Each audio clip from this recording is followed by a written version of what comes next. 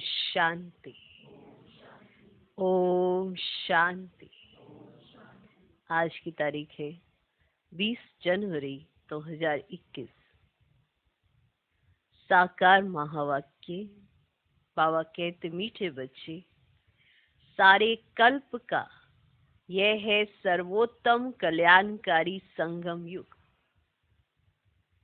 सारे कल्प का यह है सर्वोत्तम कल्याणकारी संगम युग। इसमें तुम बच्चे याद की सैक्रीन से सतोप्रधान बनते हो।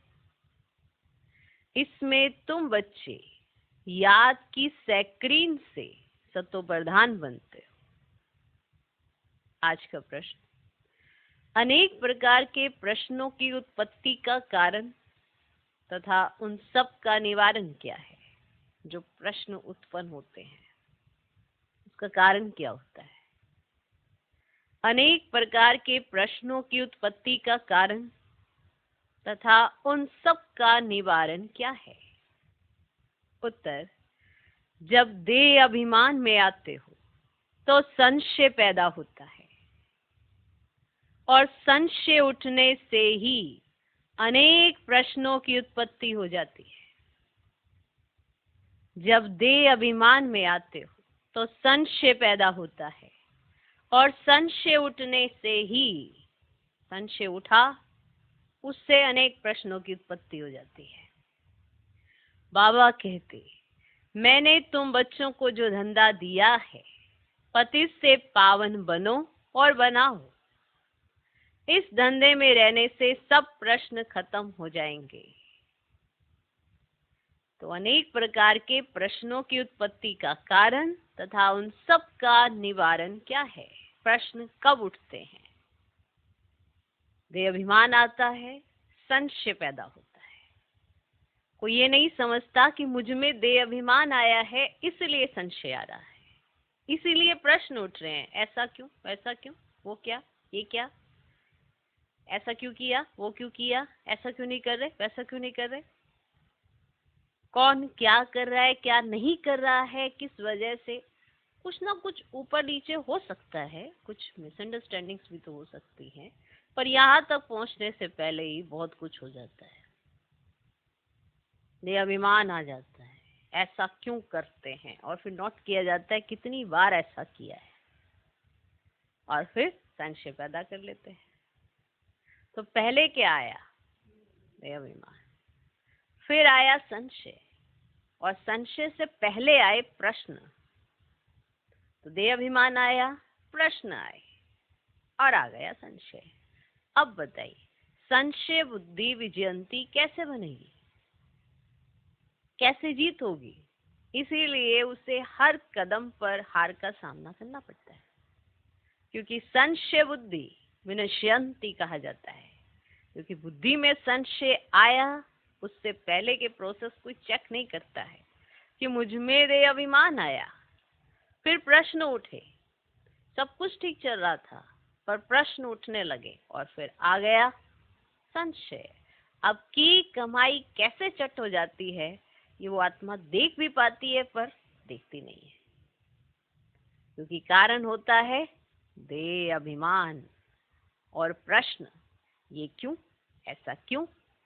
अब कहीं कहेंगे कि ज्ञान के प्रति ऐसा क्यों क्या उठता होगा, वो तो सही बात है ना, उसमें उठना चाहिए।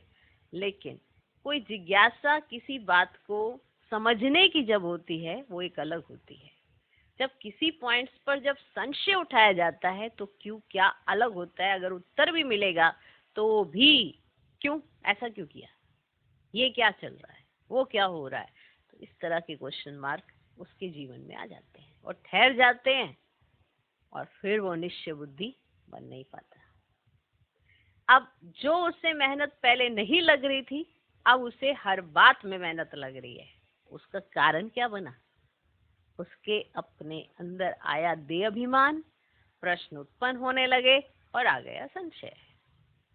अब वो कारण किसी और को पकड़ेगा, क्योंकि अपना देह अभिमान वो कैसे लेकर आ जाए और कैसे समझने लगे कि मुझ में देह अभिमान आया है। अगर उसे समझ आ जाए तो कमाल ही हो जाए कि मेरे देह अभिमान के कारण मेरे सामने ये सीन आया है। तो अगर अपने देह अभिमान को शांत कर ले तो क्यों, क्या, कैसे, ये सारे प्रश्न अपने आप से सॉल्व हो जाते हैं। प्रश्न नहीं आते हैं, और जहाँ प्रश्न उत्पन्न नहीं होते हैं वहां पर संशय नहीं जन्म लेता। ओके, तो किसी ज्ञान की पॉइंट्स पर प्रश्न करना वो एक अलग बात है, लेकिन कोई ना कोई एक्ट पर प्रश्न पे प्रश्न करते रहना ये संशय की निशानी होती है। तो समझने की जरूरत है, किसी पॉइंट को समझ के लिए उस पे प्रश्न करना या हर पॉइंट पर क्वेश्चन मार्क लगाते रहना, दोनों अलग अलग बातें हैं। ठीक, तो अनेक प्रकार के प्रश्नों की उत्पत्ति का कारण तथा उन सब का निवारण क्या है। उत्तर, जब देह अभिमान में आते हो तो संशय पैदा होता है, और संशय उठने से ही अनेक प्रश्नों की उत्पत्ति हो जाती है।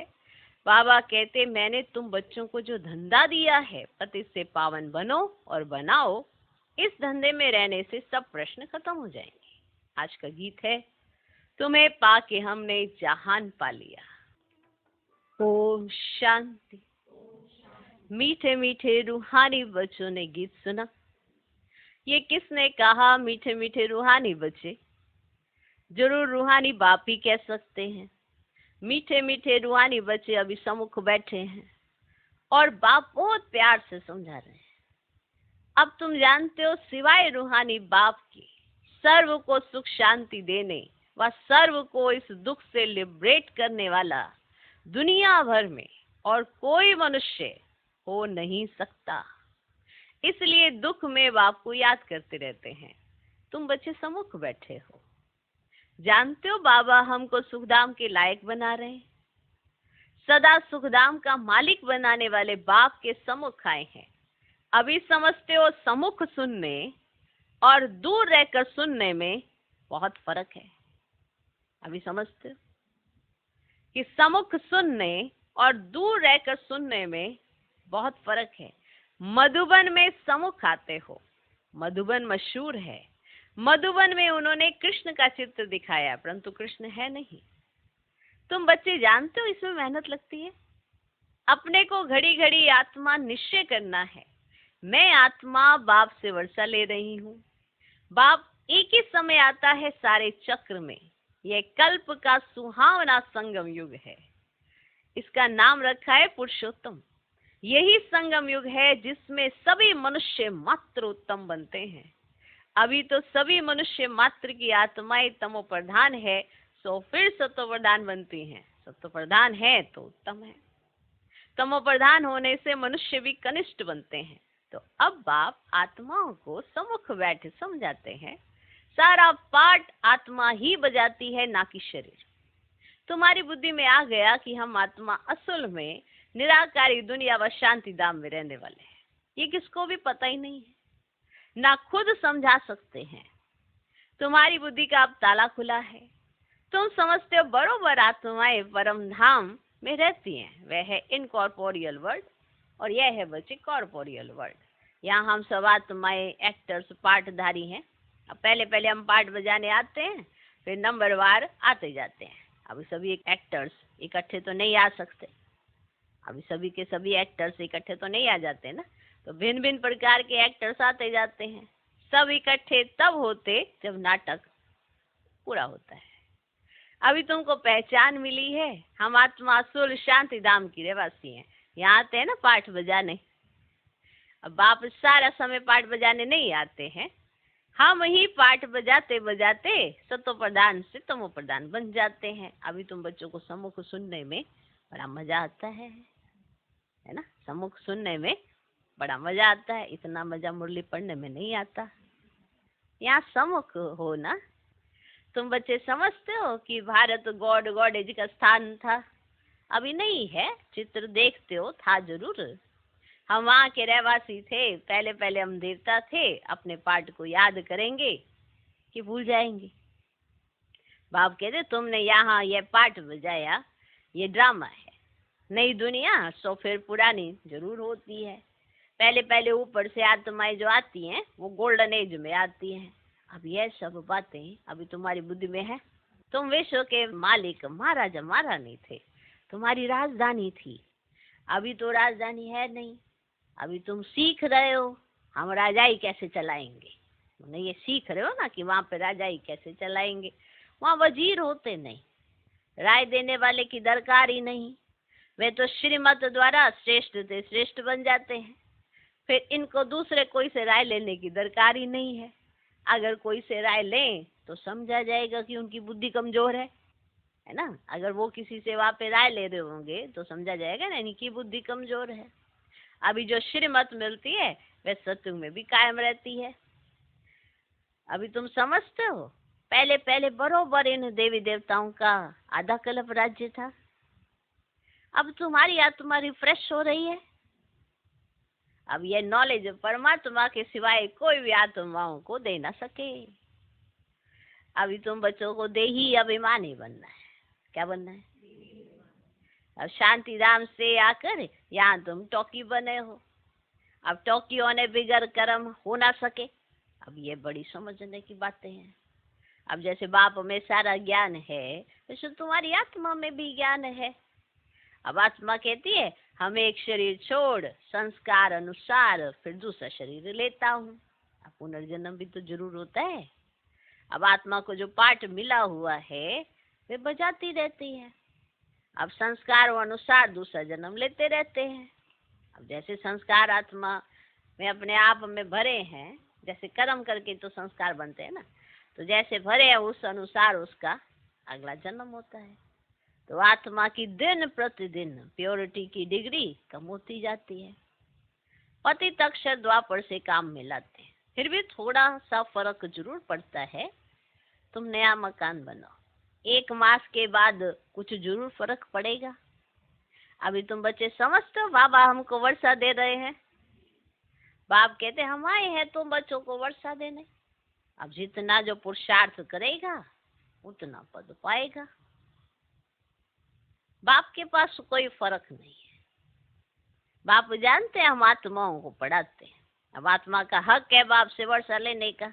अब इसमें मेल फीमेल की दृष्टि यहाँ नहीं रहती। तुम सब बच्चे हो, बाप से वर्षा ले रहे हो। सभी आत्माएं ब्रदर्स हैं। अब जिनको बाप पढ़ाते वर्षा देते हैं। अब बाप ही रूहानी बच्चों से बात करते हैं, हे लाडले मीठे सिकिलदे बच्चों, तुम बहुत समय पाठ बजाते बजाते अब फिर आकर मिले हो अपना वर्षा लेने। ये भी ड्रामा में नूंद है। अब शुरू से लेकर पाठ नूंदा हुआ है। तुम एक्टर्स पाठ बजाते एक्ट करते रहते हो। आत्मा अविनाशी है, इसमें अविनाशी पाठ नूंदा हुआ है। शरीर तो बदलता रहता है, बाकी आत्मा सिर्फ पवित्र से अपवित्र बनती है, पतित बनती है और सत्युग में है पावन। इसको कहा जाता है ना पतित दुनिया। जब देवताओं का राज्य था तो वॉइसलेस वर्ल्ड थी, अभी नहीं है। ये खेल है ना, है ना। अब नई दुनिया सो पुरानी दुनिया, और पुरानी दुनिया फिर नई दुनिया। अभी सुख धाम स्थापन होता है, बाकी सब आत्माएं मुक्ति धाम में रहेंगी। अभी ये वेद का नाटक आकर पूरा हुआ है। सब आत्माएं मच्छरों में मिसल जाएंगी। इस समय कोई भी आत्मा आए तो पतित दुनिया में उनकी क्या वैल्यू होगी? वैल्यू उनकी है जो पहले पहले नई दुनिया में आते हैं। तुम जानते हो जो नई दुनिया थी वह फिर पुरानी बनी है। अब नई दुनिया में हम देवी देवता थे, वहां दुख का नाम ही नहीं था। अब यहाँ तो अथाह दुख है। बाप आकर दुख की दुनिया से लिबरेट करते हैं। ये पुरानी दुनिया बदलनी जरूर है। तुम समझते हो बरोबर हम सत्य के मालिक थे, फिर 84 जन्मों के बाद ऐसे बने हैं। अब फिर बाप कहते मुझे याद करो तो तुम स्वर्ग के मालिक बनेंगे। तो हम क्यों ना अपने को आत्मा निश्चय करें और बाप को याद करें। कुछ तो मेहनत करनी होगी ना। अब राजा ही पाना कोई सहज थोड़ी ही है। बाप को याद करना है। ये माया का बंडर है जो घड़ी घड़ी तुमको भुला देती है। अब उसके लिए उपाय रचना चाहिए। ऐसे नहीं मेरा बनने से याद जम जाएगी, ऐसे बाबा के बने बस याद जम गई, ऐसे नहीं है। बाकी पुरुषार्थ क्या करेंगे अगर ऐसे ही बने और जम गई याद है नहीं। बाकी पुरुषार्थ क्या करेंगे नहीं। जब तक जीना है पुरुषार्थ करना है, ज्ञान अमृत पीते रहना है। ये भी समझते हो हमारा ये अंतिम जन्म है। इस शरीर का भान छोड़ देही अभिमानी बनना है। अब ग्रस्त व्यवहार में भी रहना है, पुरुषार्थ जरूर करना है। सिर्फ अपने को आत्मा निश्चय कर बाप को याद करो। तमेव माता च पिता तमेव, ये सब है भक्ति मार्ग की महिमा।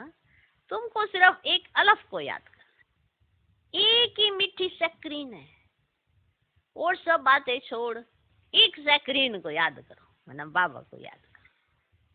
अभी तुम्हारी आत्मा तमो प्रधान बनी है, उनको सत्व प्रधान बनाने के लिए याद की यात्रा में रहो। सबको यही बताओ, बाप से सुख का वर्षा लो। अब सुख होता ही है सत्य। अब सुखधाम स्थापन करने वाला बाबा है।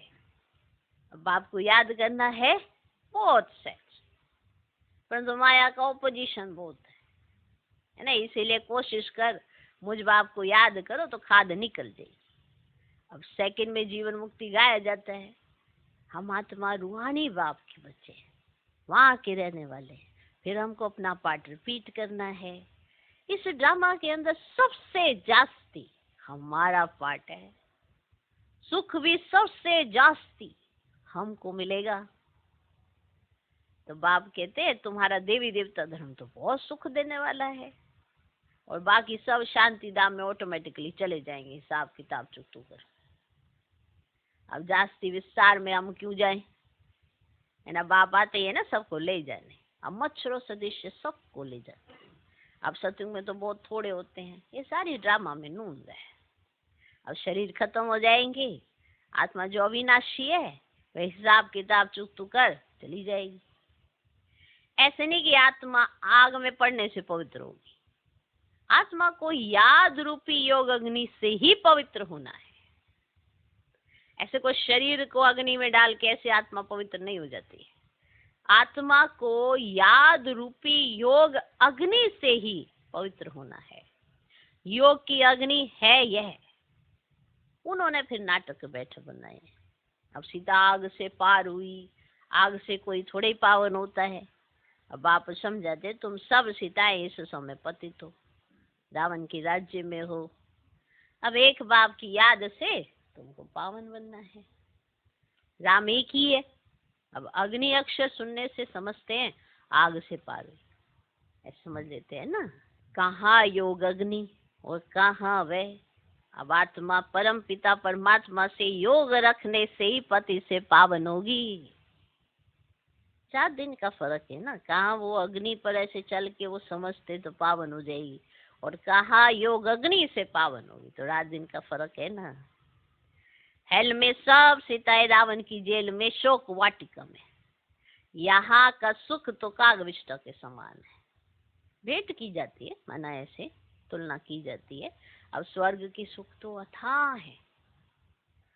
तो महात्माओं की अभी शिव साजन के साथ सगाई हुई है, तो आत्मा फीमेल हुई ना, फीमेल हुई ना। अब शिव बाबा कहते हैं सिर्फ मुझे याद करो तो तुम पावन बन जाएंगे। शांति धाम जाए फिर सुख धाम में आ जाएंगे। तो बच्चों को ज्ञान रत्नों से झोली भरनी चाहिए ना। अब कोई भी प्रकार का संशय नहीं ले आना चाहिए। देह अभिमान में आने से फिर अनेक प्रकार के प्रश्न उठते हैं। फिर बाप जो धंधा देते वे करते नहीं है। अब मूल बात है हमको पति से पावन बनना है। अब दूसरी बातें छोड़ देनी चाहिए। अब राजधानी की जैसी रस्म रिवाज होगी वे चलेगी। जब वहां जाओगे तो वहां की जो रस्म रिवाज होगी वो चल पड़ेगी। अब जैसे महल बनाए होंगे वैसे बनाएंगे। अब मूल बात तो है ना पवित्र बनने की। अब बुलाते भी तो है ना, हे पतित पावन, है ना। तो ऐसे ही तो बुलाते हैं ना। तो पावन बनने से तो सुखी बन जाएंगे। अब सबसे पावन कौन है? देवी देवताएं। अभी तुम 21 जन्म के लिए सर्वोत्तम पावन बनते हो। अब उसको कहा जाता है संपूर्ण निर्विकारी दुनिया, संपूर्ण निर्विकारी पावन। अब तो बाप जो श्रीमत देते हैं उस पर चलना चाहिए, चलना चाहिए। कोई भी संकल्प उठाने की दरकार ही नहीं। सब कुछ तो समझ आ गया ना, अब क्या संकल्प उठाते। तो पहले हम पति से पावन तो बने, पुकारते भी हैं हे पतित पावन, परंतु समझते कुछ भी नहीं। ये भी नहीं जानते पतित पावन कौन है। अब यह है पतित दुनिया और वह है पावन दुनिया। अब मूल बात है ही, देखो बच्चे, पावन बनने की। पावन कौन बनाएंगे यह कुछ भी पता ही नहीं। अब पतित पावन क्या बुलाते हैं, परंतु बोलो तुम पतित हो तो बिगड़ पड़ेंगे ना, बिगड़ जाएंगे ना अगर उनको कह दिया तुम पतित हो। अपने को विकारी कोई भी समझते नहीं। कहते हैं गृहस्थी में तो सब थे, राधे कृष्ण लक्ष्मी नारायण को भी बच्चे थे ना, ऐसे कहते हैं। वहां योग बल से बच्चे पैदा होते हैं, ये भूल गए। उनको वाइसलेस वर्ल्ड स्वर्ग कहा जाता है और वह है शिवालय। बाप कहते पतित दुनिया में एक भी पावन नहीं। ये बाप तो बाप टीचर सतगुरु है, सबको सदगति देते हैं। वह तो एक गुरु चला जाए तो फिर बच्चे को गद्दी देंगे। अब वह कैसे सदगति में ले जाएंगे। अब सर्व का सदगति दाता है ही एक। अब सत्युग में सिर्फ देवी देवता होते हैं, बाकी इतनी सब आत्माएं शांति धाम में चली जाएंगी। अब रावण राज्य से छूट जाते हैं। अब सबको पवित्र बनाकर ले जाते हैं ना बाबा, तो बाप सबको पवित्र बनाकर ले जाते हैं। पावन से फिर पट से कोई पतित नहीं बनते हैं, नंबरवार उतरते, सतो प्रधान, सतो रजो तमो। अब तुम्हारी बुद्धि में 84 जन्मों का चक्र बैठा है। तुम जैसे अब लाइट हाउस हो, है ना, ज्ञान से चक्र को जान गए हो कि ये चक्र कैसे फिरता है। अभी तुम बच्चों को और सबको रास्ता बताना है। क्या करना है? रास्ता बताना है। सब नैयाएं हैं, नैया होती है ना, नैयाएं, नैया होती है ना, ऐसे नैयाएं हैं, माना बहुत सारी है ना, बहुत सारी नैयाएं हैं। तुम पायलट हो, तुम पायलट हो, रास्ता बताने वाले। सबको बोलो आप शांति धाम सुख धाम को याद करो, कलयुग दुख धाम को भूल जाओ, ऐसे बोलो। अच्छा, मीठे मीठे सिकिल दे बच्चों प्रति माता पिता बाप दादा का याद प्यार और गुड मॉर्निंग। रूहानी बाप की रूहानी बच्चों को नमस्ते। हम रूहानी बच्चों की भी रूहानी बाप को नमस्ते नमस्ते नमस्ते। Good morning good morning good morning. धारणा के लिए मुख्य सार पहला पॉइंट, जब तक जीना है ज्ञान अमृत पीते रहना है। अपनी झोली ज्ञान रत्नों से भरनी है। संशय में आकर कोई प्रश्न नहीं उठाने हैं। संशय में आकर कोई प्रश्न नहीं उठाने हैं। कई बार क्या होता है, हम छोटी छोटी बातों को नोटिस करते रहते हैं, फिर कोई बड़ी बात हो जाती है जो समझते हैं वो कि बड़ी बात है, तो फिर पिछले सारे प्रश्न उठा लेते हैं। व्यक्ति सोचता है ये इतने समय से कैलकुलेशन में था क्या, ये सब कुछ स्टोर करे जा रहा था, क्योंकि रिसेंटली तो एक ही बात हुई, तो ये पहले से कैलकुलेटिव था कि सब कुछ स्टोर करके एक ही बार में झटका देगा। तो ऐसे धीरे धीरे कई संशय बुद्धि बन जाते हैं और फिर बाद में एक झटका देते हैं और पता चलता है कि इतने समय तक ये देवाभिमान में ही था। तो जब तक जीना है ज्ञान अमृत पीते रहना है। अपनी झोली ज्ञान रत्नों से भरनी है। संशय में आकर कोई प्रश्न नहीं उठाने हैं। दूसरा पॉइंट, योग अग्नि से आत्मा रूपी सीता को पावन बनाना है। योग अग्नि से आत्मा रूपी सीता को पावन बनाना है। किसी बात के विस्तार में जास्ती ना जाकर देही अभिमानी बनने की मेहनत करनी है।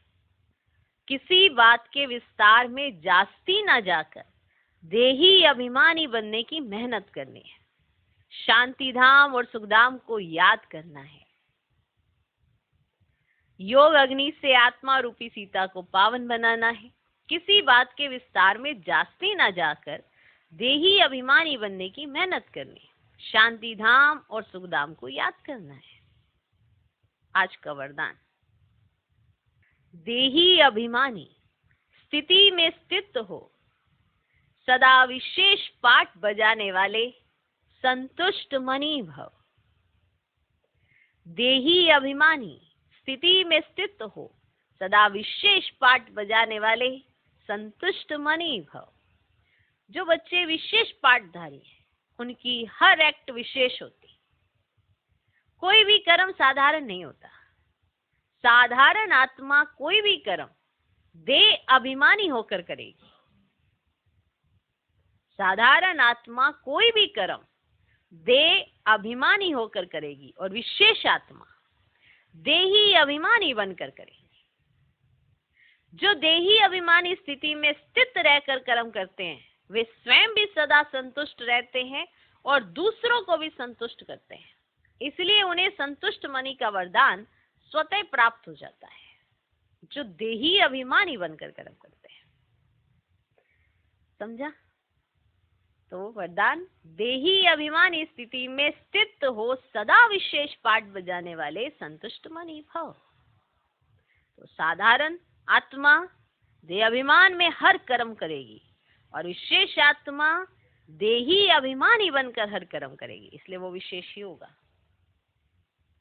इसलिए वो सदा स्वयं संतुष्ट रहते हैं और दूसरे उनसे संतुष्ट रहते हैं, इसलिए उन्हें संतुष्ट मनी का वरदान स्वतः प्राप्त हो जाता है। आज का स्लोगन, प्रयोगी आत्मापन योग के प्रयोग से सर्व खजानों को बढ़ाते चलो। प्रयोगी आत्मापन योग के प्रयोग से सर्व खजानों को बढ़ाते चलो। प्रयोगी आत्मापन योग के प्रयोग से सर्व खजानों को बढ़ाते चलो। ओम शांति, ओम शांति।